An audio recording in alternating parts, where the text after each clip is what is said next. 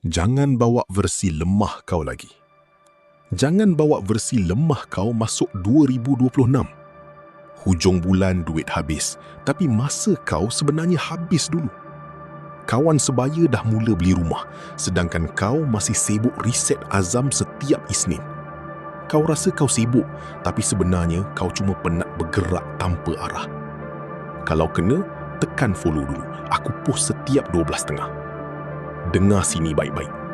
Prinsip pertama, kau kena bina tembok antara emosi dan tindakan. Lelaki lemah buat kerja bila dia rasa nak buat.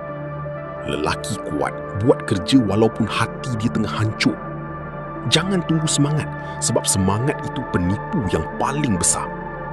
Prinsip kedua, potong semua circle yang tak bawa kau ke mana-mana. Circle yang lemah akan tarik kau turun ke bawah tanpa kau sedar sedikit pun. Kau perlukan lingkungan yang paksa kau jadi lebih tajam, bukan lingkungan yang puji kelemahan kau. Ego kau mungkin besar, tapi kalau tindakan kau kecil, kau tetap seorang pecundang. Setiap janji yang kau mungkir pada diri sendiri akan buat keyakinan kau bocor. Kau rasa penat sebab kau lawan arah yang salah setiap hari. Fokus dan disiplin inilah yang akan bezakan kau dari lelaki yang hanya tahu bising di media sosial. Ini bukan sekadar tips kosong. Ini adalah identiti lelaki yang pegang janji pada diri sendiri.